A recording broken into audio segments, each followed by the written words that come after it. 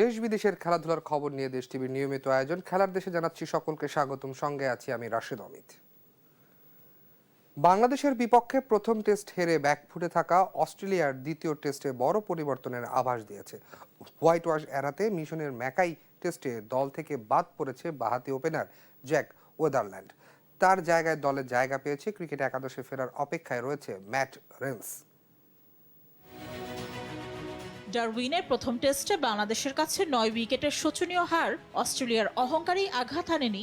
অজিদের সামনে তৈরি হয়েছে সিরিজ হাতছাড়া হওয়ারও আশঙ্কা। টাইগারদের কাছে হারের দুঃস্বপ্ন এড়াতে শেষ পর্যন্ত চরম পথেই হাঁটল অস্ট্রেলিয়া। ঘরের মাঠে হোয়াইট ওয়াশের লজ্জা এড়াতে মরিয়া হয়ে উঠেছে প্যাট কামিন্সের দল। সেই দুঃস্বপ্ন ভাঙতে তাই এবার ব্যাটিং অর্ডারে বড় অস্ত্রোপচার চালিয়েছেন অজি নির্বাচকরা। অ্যাশেজ জয়ী ওপেনিং জুটি ভেঙে দল থেকে বাদ দেওয়া হয়েছে বাঁহাতি ব্যাটার জ্যাক ওয়েদারল্যান্ডকে, আর দলে ফেরানো হয়েছে ম্যাট রেনশকে। যার উইনে টাইগারদের স্পিন আর পেসের যৌথ আক্রমণে তাসের ঘরের মতো ভেঙে পড়েছিল অজিদের ব্যাটিং লাইনআপ। সেই হারের দুঃস্বপ্ন কাটাতে দলে পরিবর্তন আনা ছাড়া আর কোনো উপায় ছিল না ক্যাপ্টেন প্যাট কামিন্সের সামনে।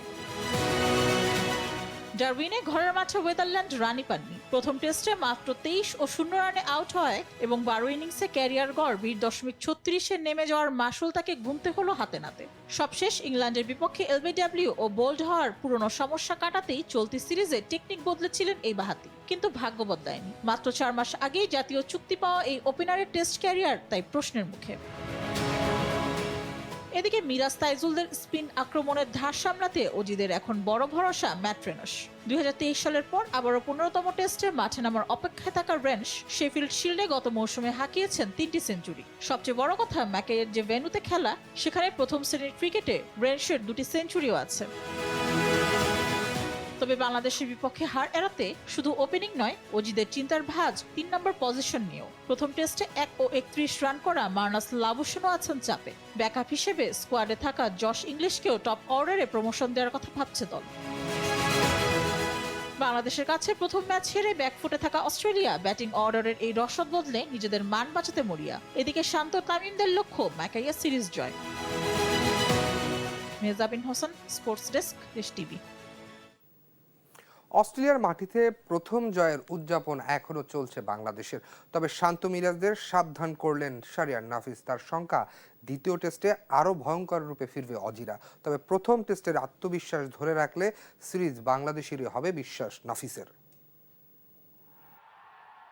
এক কথায় এখন সর্বজনীন স্বীকৃত, বাংলাদেশ তাদের ইতিহাসের সেরা জয়টা পেয়েছে ডারউইনে। অস্ট্রেলিয়ার বিপক্ষে পুরো দেশ তো গর্বিত এই জয়। আন্তর্জাতিক অঙ্গনেও কথা হচ্ছে টাইগারদের বীরত্ব নিয়ে। এই মুহূর্তে তাই কোটি টাকার প্রশ্ন, শান্তরা এত বড় জয়ে উদযাপন করল কিভাবে? ডারউইনে যা হয়েছে তা হতে পারত দেশের মাটিতে। 2006 সালে ফতুল্লা টেস্টেও প্রথম ইনিংসে লিড নিয়েছিল টাইগাররা। শাহরিয়ার নাফিস সেঞ্চুরি করেছিল সেই ম্যাচে। এরপরও জেতা হয়নি হাবিবুল বাশারের দলের। কি পরিবর্তন হলো 20 বছরে? মানুষ উন্নতি করে। এখনকার যেই দল রেগুলার টেস্ট ম্যাচ জিতছে, যেমন আমি আমার ব্যক্তিগত কথা বলি, আমার 9 বছরের ইন্টারন্যাশনাল ক্যারিয়ারে আমি কোনো টেস্ট ম্যাচ জিততে পারিনি। এই আক্ষেপতা আমার আছে। বাট এখন দলকে যেটা দেখি, তারা রেগুলার ম্যাচ জিতছে, বিভিন্ন কন্ডিশনে জিতছে, এটা খুবই ইন্সপায়ারিং। 20 বছর আগে সেই সিরিজে ফতুল্লায় কোণঠাসায় থাকা অজিরা চট্টগ্রাম টেস্টে ফিরেছিল দুর্দান্ত প্রতাপে। রিকি পন্টিং এর দল জিতেছিল ইনিংস ব্যবধানে। মাঠে অজিদের মোকাবেলা করার অভিজ্ঞতা থেকেই নাফিস শান্তর দলকে জানিয়েছে সতর্ক বার্তা। অস্ট্রেলিয়া এখনও টেস্টের 1 নম্বর র্যাঙ্কিংয়ের দল এবং টেস্ট ইতিহাসে অন্যতম সফল দলের একটি। তারা অবশ্যই সেকেন্ড ম্যাচে খুব শক্তভাবে কামব্যাক করার চেষ্টা করবে। আর তারা যেহেতু তাদের হোম কন্ডিশনে খেলছে, ডেফিনেটলি তারা আরো অনেক বেশি উজ্জীবিত হবে। প্রথম টেস্ট জিতে ইতিহাস গড়ল টাইগাররা দ্বিতীয় টেস্ট জেতার জন্য মাঠে নামবে। কিন্তু যেমনটাই হোক, সেই টেস্টের ফল ডারউইনে অর্জনের জন্য ক্রিকেটারদের ক্রিকেট বোর্ড বিশেষ আয়োজন করতে পারে। শাহরিয়ার নাফিসের কথায় এমনটাই ইঙ্গিত পাওয়া গেল। রাশেদ অমিত, দেশ টিভি, ঢাকা। একসময় লাল বলের ক্রিকেটে যাদের গায়ে সেটে দেওয়া হয়েছিল দুর্বলের তকমা, ইতিহাস বদলে সেই বাংলাদেশই লিখছে জয়ের নতুন মহাকাব্য। ডারউইনে অস্ট্রেলিয়ার বিপক্ষে ঐতিহাসিক জয় দিয়ে বিদেশের মাটিতে 6টি দেশে উড়েছে লাল সবুজের পতাকা। তবে এই সাফল্যের মাঝেও ভারত, ইংল্যান্ড ও দক্ষিণ আফ্রিকার মাটিতে এখনো জয়হীন টাইগাররা। সবশেষ 45 টেস্টে 10 জয়, 17 টেস্টে 6 জয়, আর গত 10 টেস্টে 4 জয়। পরিসংখ্যানের এই সংখ্যাগুলি বলে দেয় লাল বলের ক্রিকেটে বাংলাদেশ কতটা পথ পেরিয়ে এসেছে। অথচ টেস্টে বাংলাদেশের শুরুটা ছিল একদমই আলাদা। দুর্বল তকমাটা বাংলাদেশের গায়ে লেগে গিয়েছিল স্থায়ীভাবে। মাঠের পারফরমেন্স ছিল এতটাই নাজুক যে ক্রিক ইনফোর মতো আন্তর্জাতিক ক্রিকেট পোর্টালেও লেখা হতো এই পরিসংখ্যান বাংলাদেশের ম্যাচ বাদ দিয়ে। প্রতিপক্ষের মাঠে প্রথম 30 টেস্টের 28টিতেই হার আর 2টি ড্র, যার একটি আবার এসেছিল বৃষ্টির সৌভাগ্যে।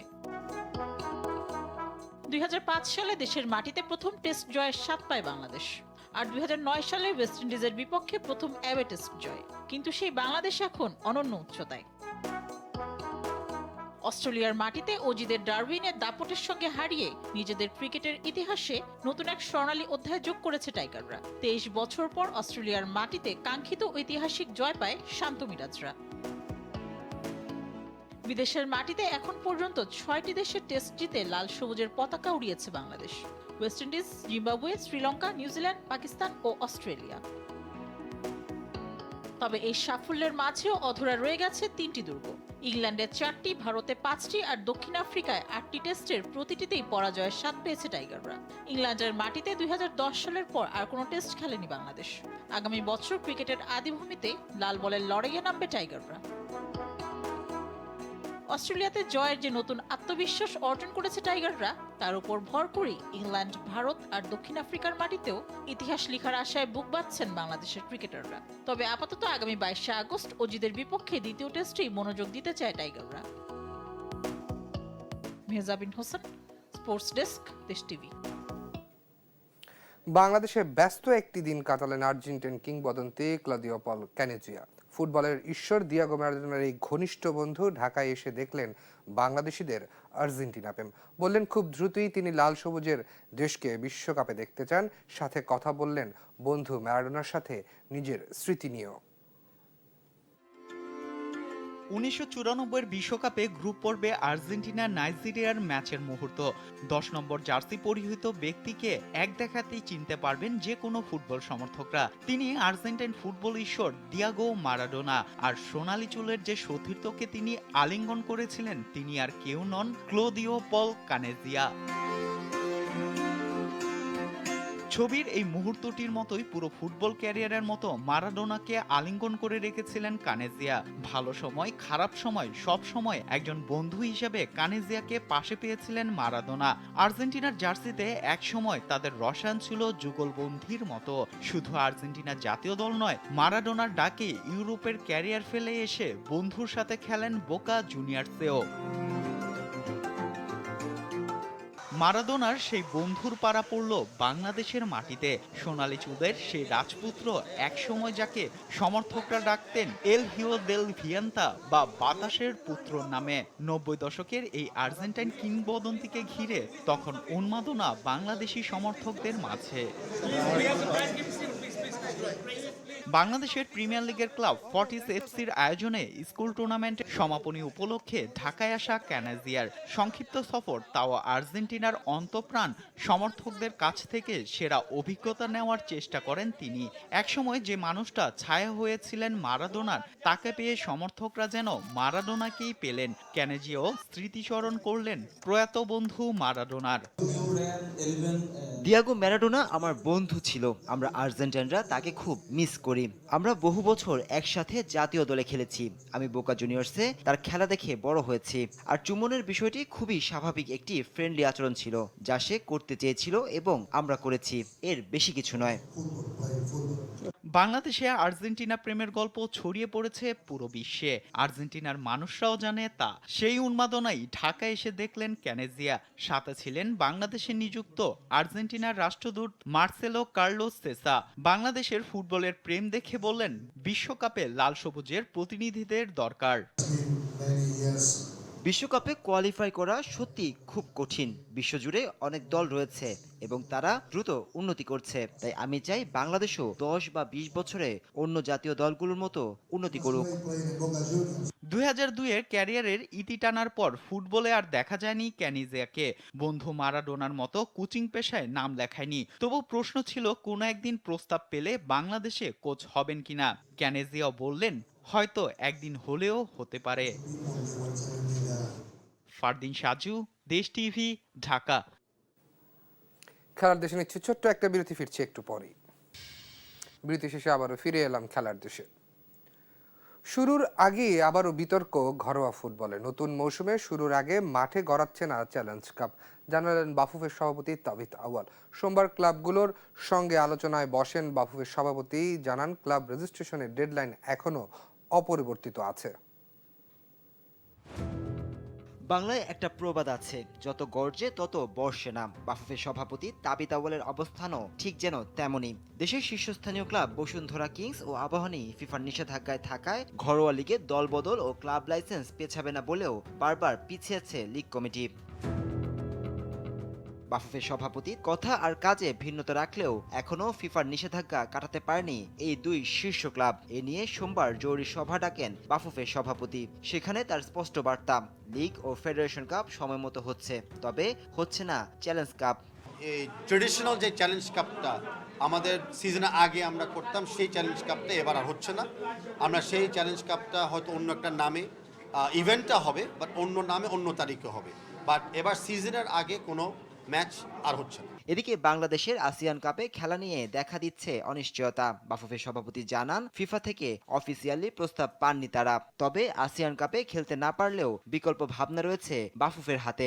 সব কিছুতে একটা প্রসেস মেনটেন করতে হয়, অনেক কিছু অফকোর্স প্রসেস চলমানকারী সময় আপনারা জেনে যান। বাট আমার তরফ থেকে আমি এখনো কমেন্ট করতে পারছি না। ফিফা যখন অফিসিয়ালি বাংলাদেশকে রেকগনাইজ করবে as a participant in the upcoming ASEAN series, তখন আমি এটা নিয়ে একটা বক্তব্য রাখতে পারবো। আপাতত আমি কিছু বলতে পারছি না। নাজমুস সাকিব, দেশ টিভি, ঢাকা। স্পেনের বিশ্বকাপ জয়ী ও গোল্ডেন বল জয়ী মিডফিল্ডার রদ্রিকে দলে ফেরাতে ম্যানচেস্টার সিটির সঙ্গে চুক্তি করেছে বার্সেলোনা। জানা গেছে ৩০ বছর বয়সী এই মিডফিল্ডারের দল বদলে হবে প্রায় ৬৬ মিলিয়ন পাউন্ডের বিনিময়। এরই মধ্যে চুক্তি সম্পূর্ণ করতে বার্সেলোনায় পৌঁছেছে রদ্রি। মাঠের নিয়ন্ত্রণ, দূরপাল্লার শট আর নিখুঁত পাস, ইউরোপীয় ফুটবলের মধ্যমাঠে যার একচ্ছত্র আধিপত্য, সেই রদ্রিগো হার্নান্দেজ কাসকান্তে ওরফে রদ্রি এবার নতুন ঠিকানায়। ইতিহাদ স্টেডিয়ামে ৭ বছরের সফল অধ্যায়ের ইতি টেনে বিশ্বকাপ জয়ী এই স্প্যানিশ মিডফিল্ডার ম্যানচেস্টার সিটি ছেড়ে যোগ দিচ্ছেন বার্সেলোনার নীল বেগুনি তাঁবুতে। ২০২৬ ফিফা বিশ্বকাপের ট্রফি হাতে নিউ জার্সির মাঠে রদ্রির সেই আবেগঘন মুহূর্ত, কিংবা মাদ্রিদের রাজপথে স্প্যানিশদের বিশ্বজয়ের উল্লাস, সবখানেই উজ্জ্বল উপস্থিতি ছিল স্পেনের এই অধিনায়কের। আন্তর্জাতিক ফুটবলের বিশ্বমঞ্চ জয়ের পর এবার ক্লাব ফুটবলে নিজের নতুন মিশন শুরু করতে প্রস্তুত রদ্রি। ২০১৯ সালের রেকর্ড ৬২.৮ মিলিয়ন পাউন্ডে অ্যাটলেটিকো মাদ্রিদ থেকে ম্যানচেস্টার সিটিতে যোগ দিয়েছিলেন রদ্রি। সিটিজেনদের হয়ে ২৯৮ ম্যাচে মাঠে নেমে গড়েন একের পর এক ইতিহাস। ৭ বছরের ক্যারিয়ারে সিটিতে জেতেন ১২টি মেজর ট্রফি, যার মধ্যে রয়েছে ৪টি প্রিমিয়ার লিগ, ২টি এফএ কাপ, ৩টে লিগ কাপ এবং সিটিজেনদের বহু প্রতীক্ষিত প্রথম চ্যাম্পিয়ন্স লিগ। সেই সঙ্গে ফুটবলের ব্যক্তিগত সর্বোচ্চ সম্মাননা ক্যারিয়ারের প্রথম ব্যালন ডি'অর। সিটির সঙ্গে চুক্তির মেয়াদ আর মাত্র ১ বছর বাকি থাকায় ক্লাব রদ্রিকে রেখে দেওয়ার জন্য চুক্তি নবায়নের প্রস্তাবও দিয়েছিল। তবে সব জল্পনা কল্পনার অবসান ঘটিয়ে বার্সেলোনায় প্রায় ৬৬ মিলিয়ন পাউন্ডের প্রস্তাবে রাজি হয়েছে ম্যানচেস্টার সিটি। ৪ বছরের চুক্তিতে কাতালান ডেরায় রাজত্ব চালাবেন এই স্প্যানিশ মিডফিল্ডার। এরই মধ্যে বার্সেলোনা পৌঁছেছেন রদ্রি। গেল মৌসুমটা রদ্রির জন্য মসৃণ ছিল না। হাঁটু ও হ্যামস্ট্রিং এর চোটে মাঠের বাইরে কাটাতে হয়েছে দীর্ঘ সময়। কিন্তু ফর্মটা যতই ওঠানামা করুক, ক্লাস তো পার্মানেন্ট। ফিরে এসে বিশ্বকাপে স্পেনকে নেতৃত্ব দিয়ে জিতিয়েছেন শিরোপা, নিজেও হয়েছেন টুর্নামেন্টের সেরা ফুটবলার। ইনজুরিও যে জয়ের ক্ষুধা কমাতে পারেনি বিশ্বমঞ্চে তা প্রমাণ করেছেন রদ্রি। পিঠের সফল অস্ত্রোপচার শেষে মাত্র কিছুদিন আগে অনুশীলনে ফিরেছেন রদ্রি, যে কারণে আর্সেনালের বিপক্ষে সিটির ৩-০ ব্যবধানে হেরে যাওয়া ম্যাচে তাকে দেখা যায়নি। ম্যানচেস্টার সিটিকে বিদায় জানিয়ে এবার বার্সেলোনায় নতুন উচ্চতা নিয়ে যাওয়ার চ্যালেঞ্জ এই মিডফিল্ডারের সামনে। স্প্যানিশ ফুটবলের রাজত্ব ফেরাতে রদ্রির মাস্টারমাইন্ডেই ভরসা রাখছে কাতালান ক্লাবটি। মেহজাবিন হোসেন, স্পোর্টস ডেস্ক, দেশ টিভি। ফিফা সভাপতি জিয়ান্তি ইনফান্তিনোকে নিয়ে বিশ্ব ফুটবলে একের পর এক চলছে সমালোচনা। ফিফার টুর্নামেন্টে বেসরকারি বিনিয়োগের প্রস্তাব সামনে এনে সবার রোষানলে পড়েছেন তিনি। বিশ্বের অধিকাংশ ফুটবল সংস্থাগুলো অবশ্য নিয়েছে তার বিপক্ষে এমন প্রস্তাবের সমালোচনা করেছিলেন ফিফার প্রধান পরিচালক কর্মকর্তা কেভিন লামুরেও। সেই সমালোচনায় ৩ সপ্তাহ না পেরোতেই চাকরি হারালেন তিনি।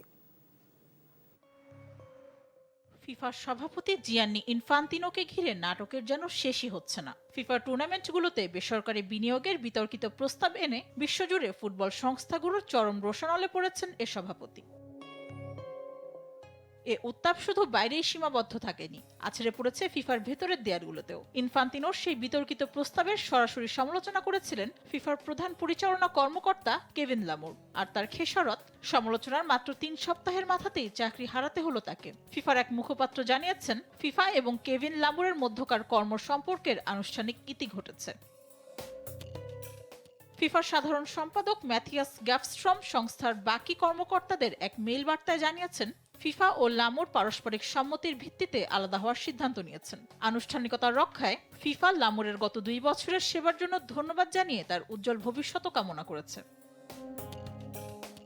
কিন্তু প্রশ্ন থেকেই যাচ্ছে, লামুরের এই আকস্মিক বিদায়ের পেছনে কি তবে ইনফান্তিনোর সিদ্ধান্তের বিরোধিতা করারই মূল কারণ? ফিফা অবশ্য এই বিষয়ে মুখ খুলেনি। উয়েফার সাবেক ডেপুটি মহাসচিব কেভিন লামুর 2024 সালের নভেম্বরে ফিফায় যোগ দিয়েছিলেন। ইনফান্তিনোর 2 স্তর নিচ থেকে দারুণ দক্ষতায় দায়িত্ব সামলাচ্ছিলেন তিনি। কিন্তু সম্প্রতি মরক্কোয় ফিফার শীর্ষ নির্বাহীদের যে গোপন বৈঠক অনুষ্ঠিত হয়, সেখানে নাকি লামুরকে আমন্ত্রণই জানানো হয়নি।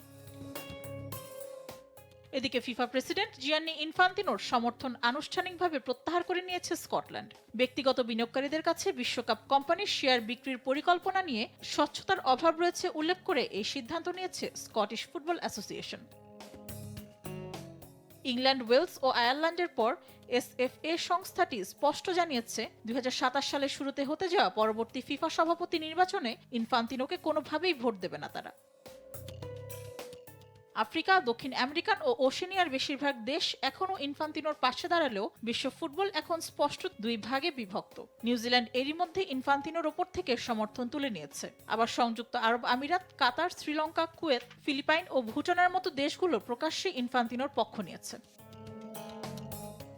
আগামী মার্চে 4র্থ মেয়াদের লড়াইয়ের জন্য প্রস্তুত হচ্ছেন ইনফান্তিনো। এখন পর্যন্ত তার কোনো আনুষ্ঠানিক প্রতিপক্ষ দাঁড়ায়নি, কিন্তু হেভিওয়েট দেশগুলোর একের পর এক সমর্থন প্রত্যাহারে বিশ্ব ফুটবলের মসনদে এখন তার অবস্থান বেশ চাপের মুখেই। মেহজাবিন হোসেন, স্পোর্টস ডেস্ক, দেশ টিভি।